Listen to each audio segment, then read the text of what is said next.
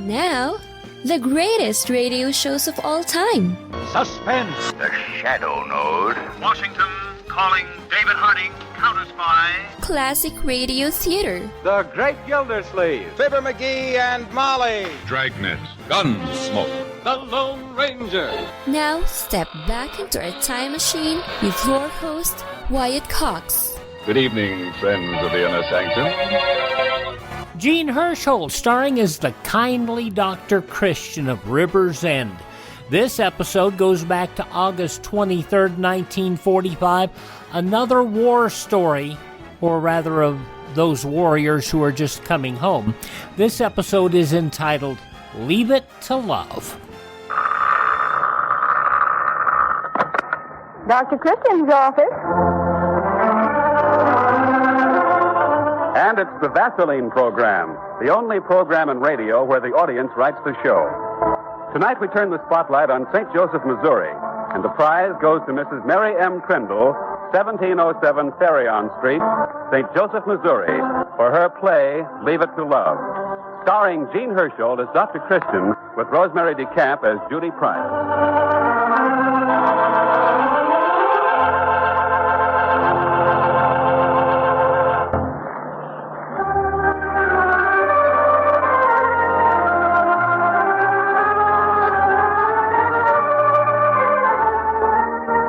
Now for our prize play, Leave It to Love. As our story opens, Dr. Christian is just entering his office. Judy, who's been typing, looks up and smiles in greeting. Good morning, Judy. Oh, morning, Dr. Christian. Isn't it lovely out? Certainly is. I hope you arranged all my coats as far out in the country as possible. It's my only chance to play hooky. Well, you're in luck. The Simpsons, third from youngest, fell out of a tree this morning and has a very fine case of small boy bruises and abrasions. Any broken bones? No, they don't think anything's broken, but you better check. That's 4 miles out the river road.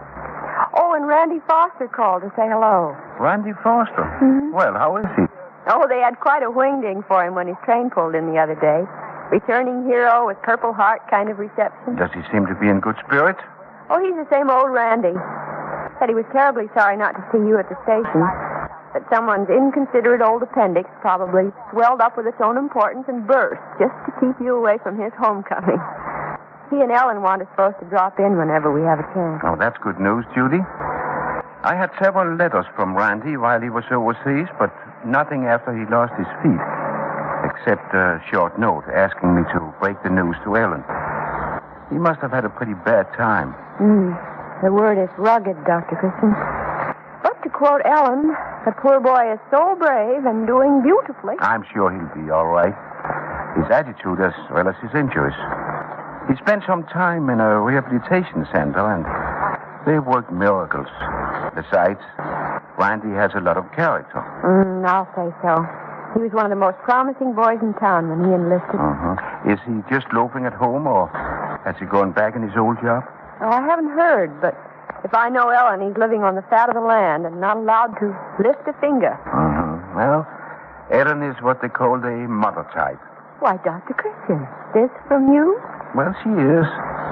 She really ought to have 6 children and no money. What a fate to wish on such a pretty girl. Oh, I only meant it's the kind of situation that would really give Ellen scope. Well, I want to see Randy. Perhaps I'll drop in on him on my way back from the Simpsons. Oh, do that, Dr. Christian. And don't hurry back. There's nobody coming in that I can't handle. Besides, it's much too nice a day to spend with symptoms and germs. Dr. Christian, you really ought to get a new hat. Hat? What's the matter with this hat? No, it just looks like you're going fishing, that's all. Why, it's a good hat and I like it. I ought to confiscate it someday when you're not looking. Well, now off with you, and take your time. Yes, Judy.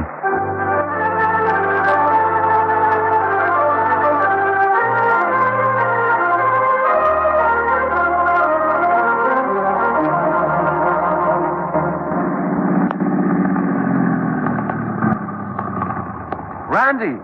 Oh, Randy Foster. I was on my way to see you. Oh, hello, Dr. Christian. Boy, it's great to see you again. Great. How have you been? Oh, I guess I've been rather busy. Rather busy, don't I know? You ever get any sleep? Enough. Can I give you a lift? No, thanks, Doctor. I'm out for exercise. Oh, who could resist this weather? I couldn't. How's Ellen? Oh, she's fine. Except for worrying about me. She says I'm not very sensible. I guess I'm not at that. I left my cane back in some bushes. I'll pick it up on my way home. I feel like a kid hiding his rubbers. But I'll ever get used to these new feet if I don't use them. You're doing mighty well. If I didn't know about your feet, I don't believe I would be able to tell. Thanks, Dr. Kirsten. I guess I was pretty bitter about it at first, but I feel swell now. Hey, I stopped in to see Nielsen at the plant this morning, and I start Monday on the assembly line. I'll be on my feet a lot, too. Oh, bless those Army doctors for setting me straight before they sent me home. But then I was lucky. You know, some of those kids are a lot worse off than I was. I'm glad you're doing so well. Ellen has reason to be mighty proud of you. Well, she's kind of set on the idea of mothering me until I'm adjusted, as she calls it. But she'll get over it. And if she enjoys it, it's okay. As when I start working, we'll get back to normal in no time. I'm sure you will. You tell Sam Nilsson from me that he's lucky to get a man with your mechanical experience. Tell Ellen hello. And drop in for a visit soon. I'll do that, Dr. Christian. Thanks.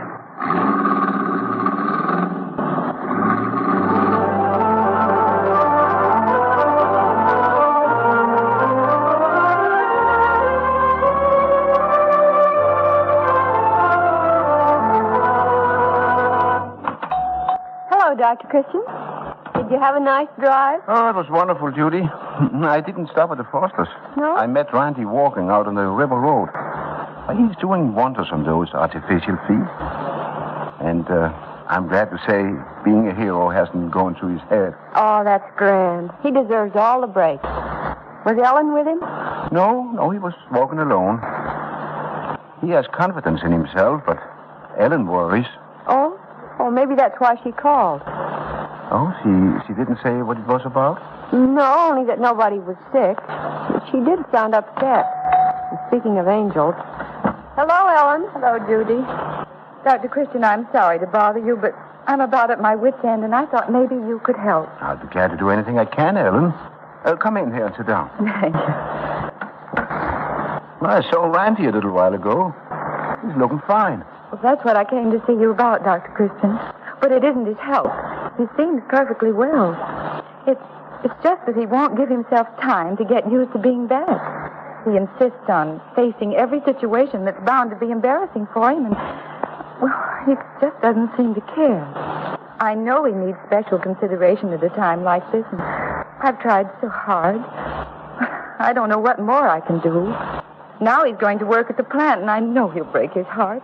Those people don't realize that he's different. Oh, but Ellen Randy's perfectly well now. It's fine of him to want to get back to a normal way of life. A normal way of life? How can he hope to after 2 years in combat and losing his feet and 6 months in that rehabilitation center where all he could see was hundreds of other disabled men? That was cruel, Dr. Christian, just cruel. Why couldn't they send him home where he'd get proper care and sympathy? He needed that time, Ellen. He had to recover his self-confidence. He helped other boys and became independent and useful. He adjusted his perspective and outgrew his bitterness. Oh, you just don't understand. I thought you could talk to him. You seem to have some influence over him. I'm sure I don't. He doesn't need me anymore, and he's rude to Mother when she tries to help him. Oh, he tries to play golf, and... Oh, Dr. Christian, it's awful for me sitting home imagining how hurt he is because he can't do everything the other boys do. He's not ready to face people yet. Heaven knows I've studied the problem enough, especially since I knew Randy was injured and coming home. I know all about a disabled veteran's adjustment. I knew it wouldn't be easy, and I prepared myself to meet the situation, but he's so much worse than I thought he'd be. All the time he's trying so hard to be like other men, I know he's miserable inside. But he's no different from any of the other young men in Riverside. Well, how can you say that when he's injured like he is? A man doesn't lose his 2 feet and go on as if nothing had happened. Well, I'll talk to him if you think it'll help. I really don't think you need to bother. I can see very clearly that you don't want to. Well, I won't let Randy down, even if I have to stand alone between him and the world. Goodbye, Dr. Christian.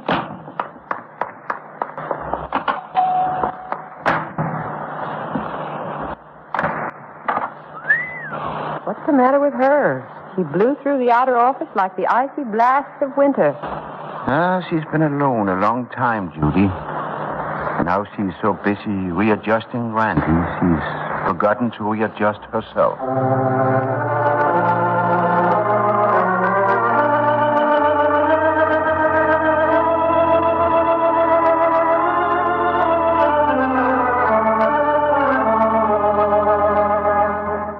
From August 23rd, 1945, Gene-Hersholdt as Dr. Christian on Classic Radio Theater with Wyatt Cox. Whether you're taking your pets on the road or a walk around the block, you need to be aware of heat stroke. Hi, I am Dr. Jose Arce, immediate past president of the American Veterinary Medical Association. It's important that pets get out and enjoy the warm weather and fresh air, but here are some reminders to help keep your pets safe in the heat. Tune into the day's forecast to see how hot it will be. Limit exercise on hot days or schedule walks earlier or later on the day when it's cooler. If outside, stay on the grass instead of the hot pavement. Make sure your pet has unlimited fresh water and access to shade. Never leave your pet in a closed vehicle, and leave your pet at home in air conditioning when you go out. If you see signs of heat strokes in your pet, such as excessive panting, drooling, unsteadiness, or abnormal gum and tongue color, call your veterinarian or nearest emergency clinic. For more info on summer pet safety, visit avma.org. That's avma.org. Classic Radio Theater with Wyatt Cox. You hear this episode of Dr. Christian, as so many of them, referred to as another Dr. Christian prize play. The show began in 1937. By the 1940s, the Dr. Christian program became mostly written by listeners of the show. Some were professional writers, some were well-trained amateurs. Every script professionally polished before used.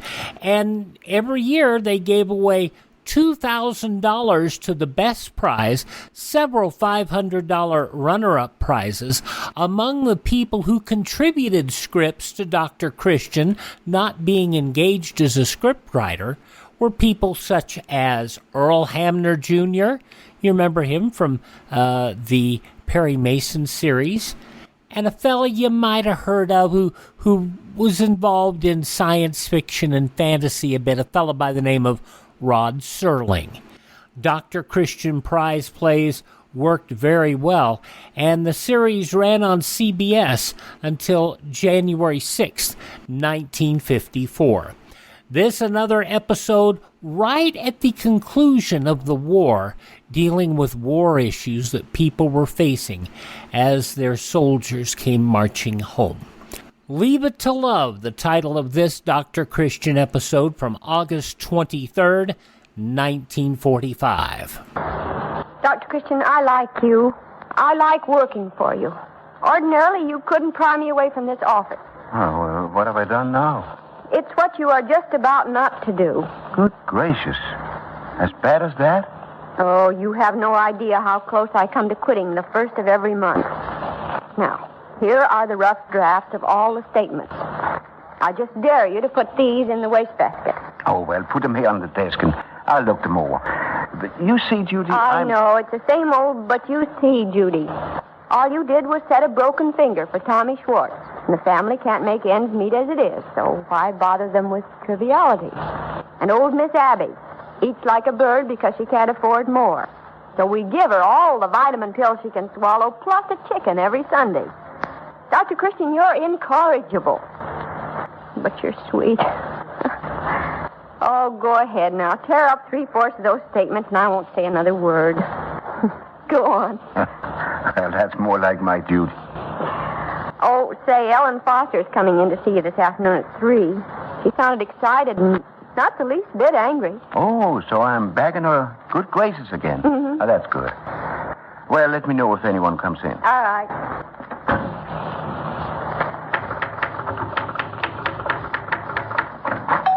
Hey, I've got to talk to Dr. Christian. Oh, I'm sorry, Judy. Hello. Hello yourself. Why so gruff? Oh, darn it. Every time I feel like charging around like a lion, all I can do is lumber in like a bear. Ah. Makes me feel so doggone futile. Hey, can I talk to Dr. Christian? Just a minute. Dr. Christian, here's Randy Foster. Will you see him now? Oh, of course, Judy. Come in, Randy. Well, sit down and take the weight off your feet. Oh, I'm sorry, Randy. I can't seem to remember. Oh, don't be sorry, Doctor. Thanks for forgetting. Believe me, it's a relief to be around somebody who isn't always reminding me that I'm different. Who's telling you that? Oh, look, it's been nearly 2 months now, and Ellen still treats me like I'm too weak to feed myself. Shawls over my knees, and her shoulder to lean on. Please, Randy, you poor darling, take your crutches. Don't stand in the draft, Randy. Watch those steps, Randy. Now that I could stand, but do you know what she did today, Doc? What? She asked Finnegan, the cop, to stop the traffic and help me across the street. Brother, I've sweat out many a mission, but that beats me. I'd have traded every foxhole in Italy for one little hole to crawl in then. Well, Randy, it's natural for Ellen to be sympathetic and considerate. I will admit she's carrying things a little too far. A little? What do you think I can do? Well, talk to her, Doctor. Can't you make her see the light? At least a glimmer? Our talking won't do it, but... Well, I have an idea. It might work. And it won't do any harm if you'll promise not to carry it too far. Now, here's what you do. Just convince Ellen.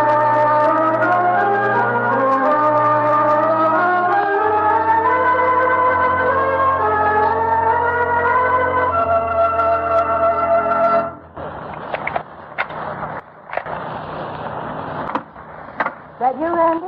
Yeah, it's me all right, honey. Hello. Well, Tired? oh, not a bit. You? Fine. Wonderful. Kiss? Yes. Darling, come in by the fire and sit down. I want you to be comfortable while I tell you. Me sit down? Oh, no, it's you who should sit down. What? Hey, you look bushed, you know it? You sure you're okay? Well, Hey, your color's bad. Here, let's both sit down here. Yeah. Now, look, honey, I've been thinking for a long time that you do too much. You drive yourself too hard. It's getting you down. I can't have my best girl off her feet. oh, but Randy, let me tell you that... No buts, understand? Now, you sit still while I get you some hot tea. You ought to take better care of yourself. I've been darn selfish letting you coddle me. You've worn yourself down to a frazzle. Hey, you wait right here. Come on, put your feet up on the ottoman.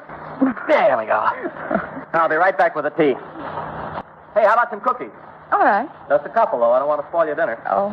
Gotta whip up some Italian spaghetti while you rest. Now, you just settle back. Here's a pillow. Oh. Now, don't you move. Promise? Well, now that you mention it, I guess I am a little tired. I promise. But, Randy, I wish you'd... Didn't I say no buts? I'm master of this house, woman. You sit. All right, Randy. Darling.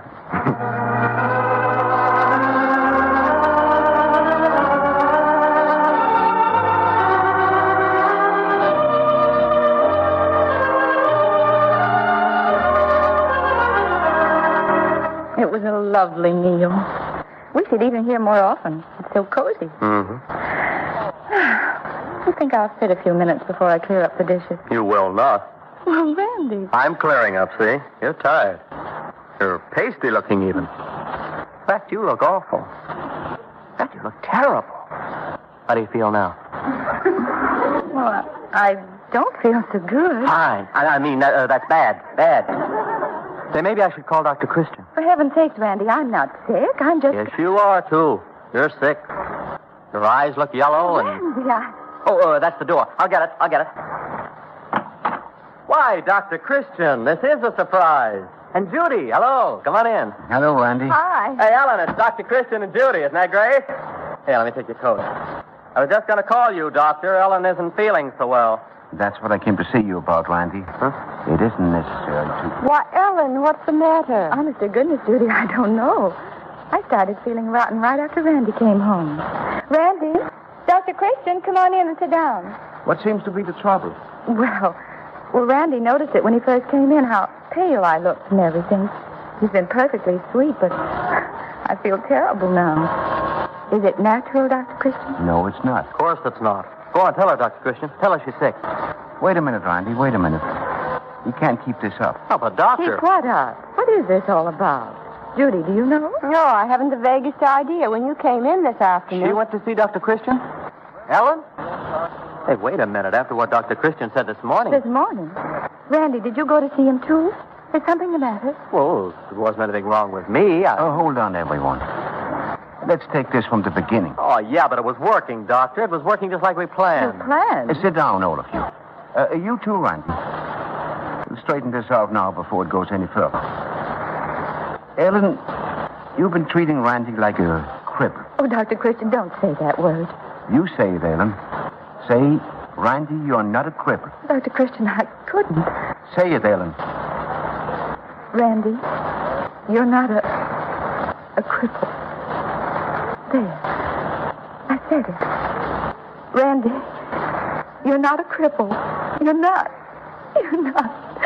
You're not a cripple. Well, for Pete's sake, of course I'm not a cripple. But, darling, that word, it haunted me for so long. It scared me to death. It wasn't the word. It was the idea. Because of it, you almost smothered him with care. That's why we planned to make you think you were sick and give Randy a chance to turn the tables. It was a good idea. Worked, too. It would have worked, perhaps. August 23rd, 1945, Dr. Christian, Leave It to Love on Classic Radio Theater with Wyatt Cox. You ever make a change and then think, why didn't I do this years ago? Well, that's how people feel about switching to Medi-Share for their health care, especially now with inflation the way it is. People are very happy with the savings. Most families save about $500 a month when they switch. It's a huge help when prices are going up so fast in so many other areas. And Medi-Share's customer satisfaction rate is double that of health insurance. It's just a different experience, and people really like that. Medi-Share is an alternative to health insurance. It's a community of Christians who share each other's healthcare bills, and it's been going strong for over 25 years. It really is the gold standard, the most trusted name in healthcare sharing. Find out why people love it, find out why they rave about the customer service, and find out how good it feels to save some money right now. They're super easy to talk to. Here's the number, 833-34-BIBLE. That's 833-34-BIBLE, 833-34-BIBLE.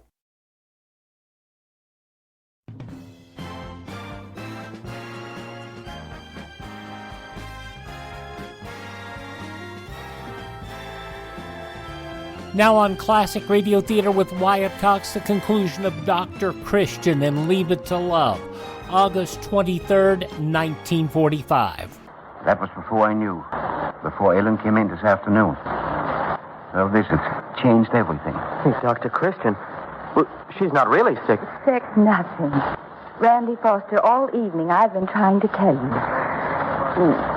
We're going to have a baby. Oh. Oh, my gosh. For Pete's sake. Well, can you beat that? Oh, Ellen, darling. Come here, you. That's all cute, Judy. As Randy would say, mission accomplished. Dr. Christian. I know, Judy, I know. I'm afraid I'm a born meddler. But there's one thing I've learned. You can't improve on nature.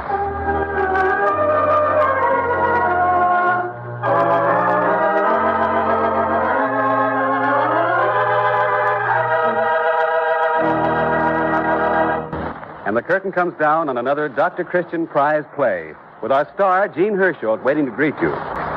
Now here is Gene-Hersholdt.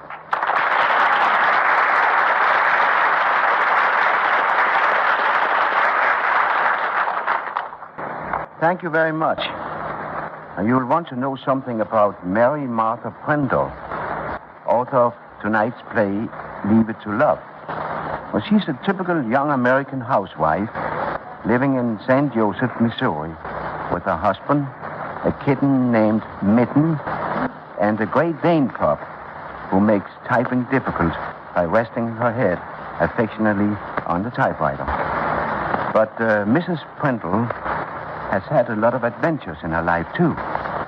She was married in Honolulu, witnessed the bombing of Pearl Harbor, returned by convoy to the United States in charge of a Navy lieutenant's 4-year-old son, and thereafter worked on the Canal project in Canada. ran a restaurant in Los Angeles, spent some time on a farm in Kansas, and is now back home with plenty of things to write about. The place he gave us tonight is her first radio play. Now, next week, we plan to present Puff by Jane France of Grand Prairie, Texas. We invite you all to listen to the Vaseline program next Wednesday evening, same time and same station. And until then, I'll say good night. Ladies, hot sun, wind, and water aggravate dry scalp. Help make your hair dull, brittle, unattractive. Adopt this summer beauty care for your hair. Before shampooing, massage the scalp briskly with Vaseline Hair Tonic. After the shampoo, smooth on a few drops of Vaseline Hair Tonic for added protection against dryness. For beautifully soft, lustrous hair, use Vaseline Hair Tonic regularly. Get a bottle tonight.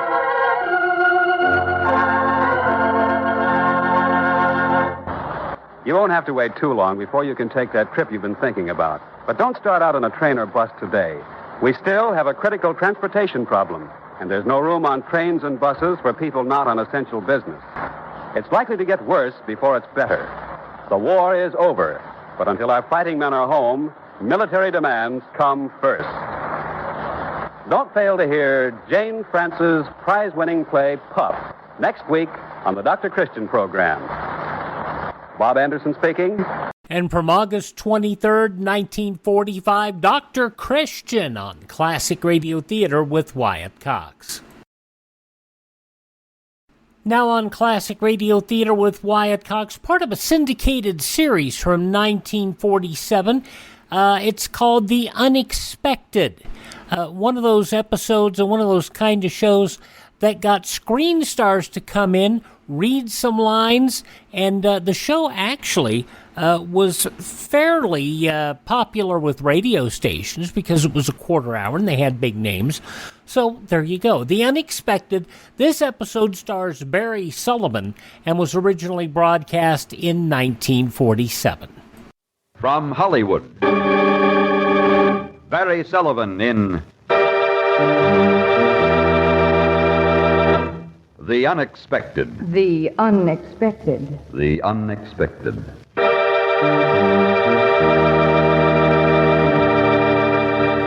Life is filled with the unexpected. Happy, romantic, tragic, and mysterious endings to our most ordinary actions.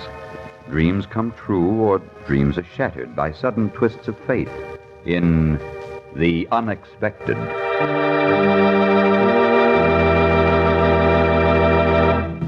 Who knows what drama may happen tomorrow, or an hour from now, or in just a moment? Who knows what destiny has in store for the lady down the street, the fellow at the next desk, or you, yourself? Who knows? And now, Mr. Barry Sullivan, outstanding motion picture and stage star, in a drama of the unexpected, titled Mercy Killing.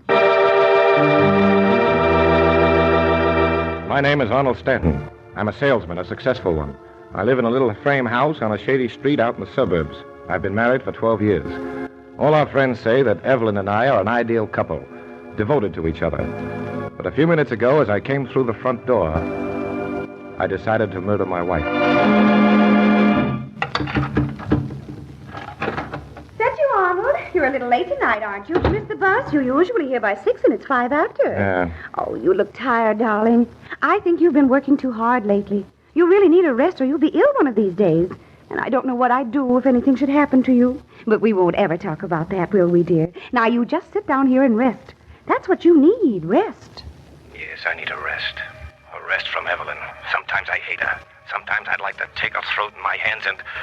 It's always, darling, what did you do today? And, Arnold, what shall we have for dinner? Why, she can't even get her hair fixed without asking me first.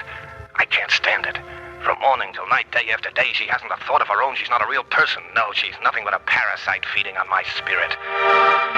If I could leave her. No. Why, if I mentioned the word divorce, she'd have hysterics for a week. I couldn't break her heart like that. Leaving Evelyn would be worse than killing her. Yes, killing her. But how? It should be a simple crime. An accident, that's it. It's got to look accidental. A fall, that's logical enough. A fall on the stairs. No, in the bathtub and then... But not tonight. Tomorrow morning. Everyone knows she sleeps late. I'll ask her to get up early. No one will suspect. And then the first thing tomorrow morning...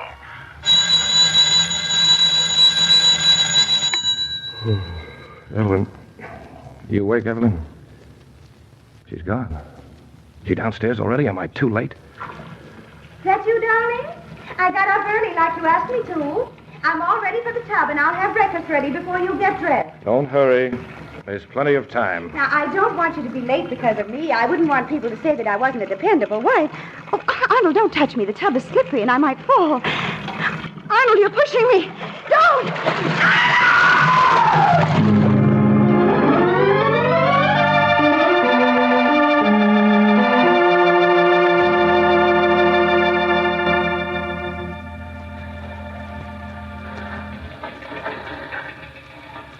11:45. Everything seems very normal. The office, Miss Roberts, very normal. And Evelyn is dead and I'm safe. They can't have found her yet. They'll call me as soon as they do. Shouldn't be much longer. I wonder who will find the body. Probably it'll be that Mrs. Bronson down the street. Yes, Mrs. Bronson. She's the likeliest. No, she wouldn't. She wouldn't call the police. She doesn't know anything is wrong. She'd think Evelyn was out shopping or something. And tonight, when I come home, I'd have to find her. Oh, no, I don't want that. I don't want to go back into that bathroom. But I won't have to. I'll get a call any moment now. Anyway, by the time I'm back from lunch, everything will be all right then.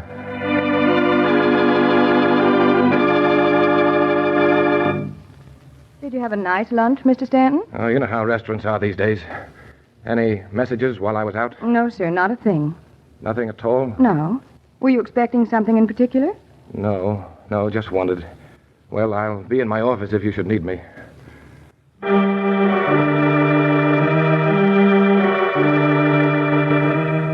They would have called if they'd found her. I'd be notified right away unless something went wrong. Come in. I'm sorry to bother you, Mr. Stanton. I forgot to tell you when you just asked. Yes? There was a message for you. I don't know how I could have overlooked it. It was right on my pad. What was it, Miss Roberts? Oh, nothing urgent or anything like that. What was the message? It was from your wife. She's playing bridge and may be late getting home this evening. She didn't want you to worry about her. Is something wrong? I'm sorry, I forgot. No, nothing at all. Thank you, Miss Roberts. I won't let it happen again.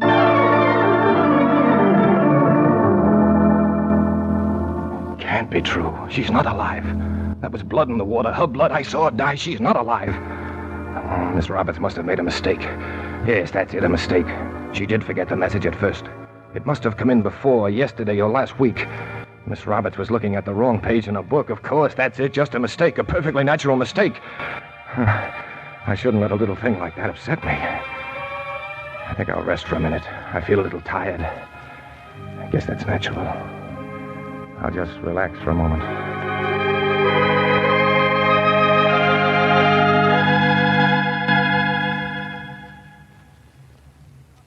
It's after 5, Mr. Stanton. I'll be going now if there's nothing more. No, I have to hurry along myself. I don't want to be late. Evelyn will be waiting for me. Oh, no. Don't you remember? She's playing bridge. Oh, yes, of course. I forgot. Well, good night, Mr. Stanton. So it wasn't a mistake. Now, Miss Roberts doesn't make mistakes. And I have to go home. Home to Evelyn.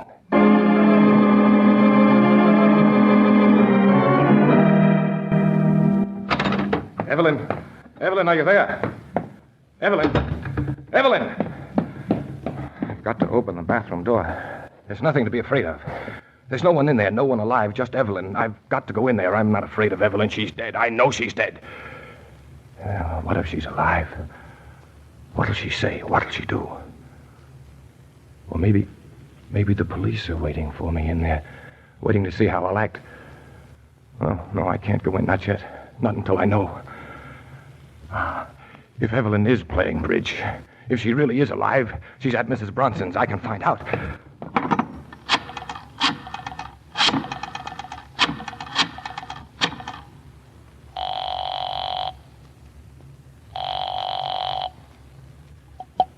Hello?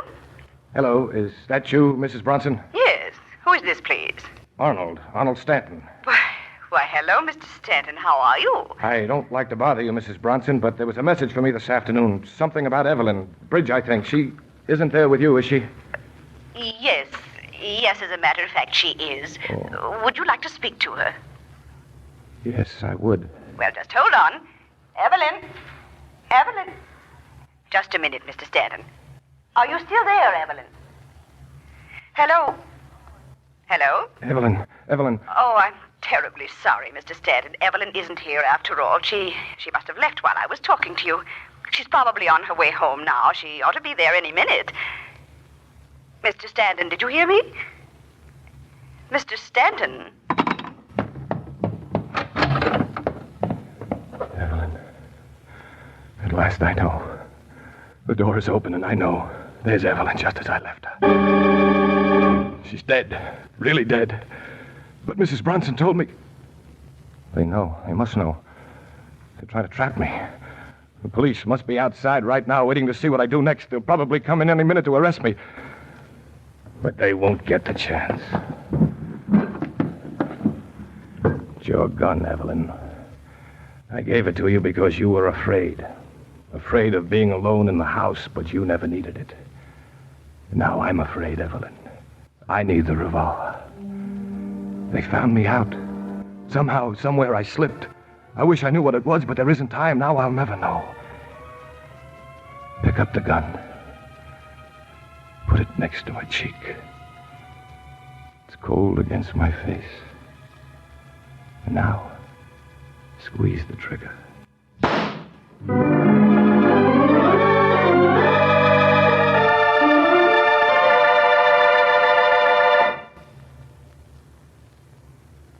You think the story is over, don't you?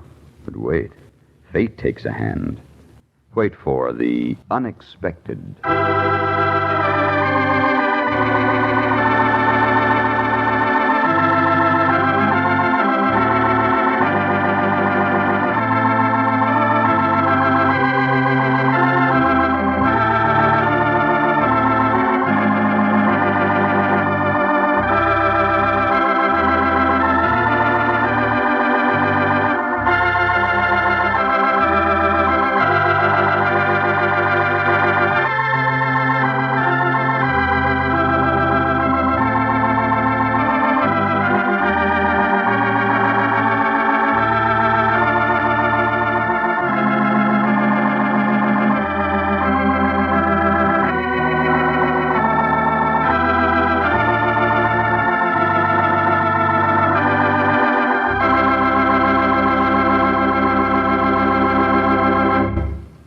Now for the surprising conclusion of Mercy Killing, starring Barry Sullivan, written by Robert Libet and Frank Burt, and produced and directed by Frank K. Danzig. And Evelyn and Arnold were so happy. Too bad. But it's all over now. Well, not quite over. Just a few words more. A short comment from Mrs. Bronson. You remember the bridge-playing matron down the street? She's talking to Inspector Cook from Homicide. Yes, Inspector. In a way, I feel sort of responsible.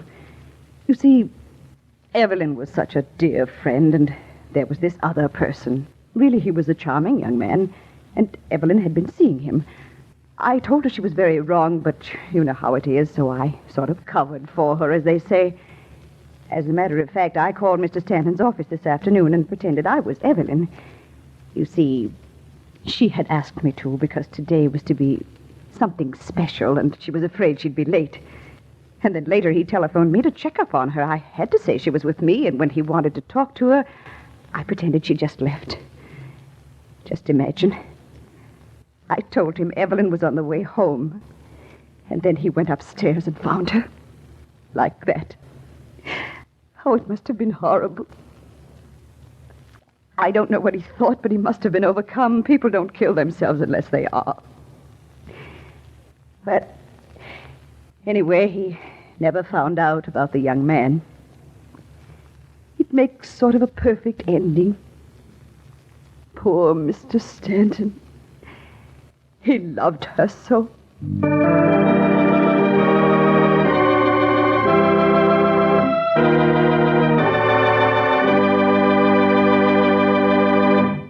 Mercy Killing, starring Barry Sullivan, was transcribed in Hollywood.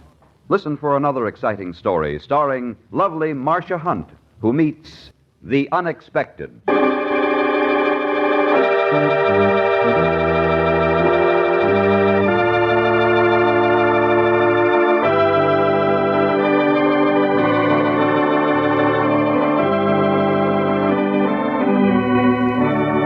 This is a Hamilton Whitney radio production, presented under the supervision of Alvin C. Gershenson.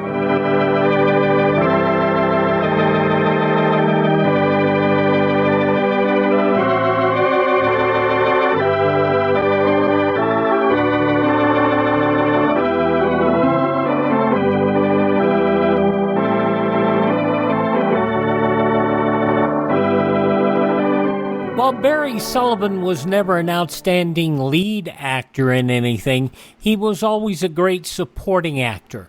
But he was in lots of plays and lots of motion pictures over the years, even did some television. And when opportunities like this came along to do quick shows, quick reads for some money, he did it and did an admirable job of it. So there you have it, an episode of The Unexpected from back in 1947 entitled Mercy Killing here on Classic Radio Theater with Wyatt Cox. Visit my friend Ted over at RadioMemories.com. He supplies all sorts of great classic radio programs on cassette, CD, or flash drive for your computer. Check with him if you're looking for some great classic radio programs to help build your own collection. RadioMemories.com. Please thank this radio station and support their advertisers. It is their kindness and courtesy that we're here each and every time we roll around on your favorite radio station. Now, if you miss a day here, you don't have to miss a single show. All of our shows are available at our webpage, classicradio.stream. That is classicradio.stream. You can stream our shows on demand. You can find out where you can download our shows through various podcast apps. You can also learn how to build a classic radio collection of your own. Get hints and tips on that. You can also contact me. You can find our social media links. And if you'd like to help us expand our library of great classic shows, you can buy me a coffee. That's at classicradio.stream. Classicradio.stream. Have a great day. Tell all your friends the great radio shows are right here at this spot on the dial. Classic Radio Theater with Wyatt Cox on your favorite radio station.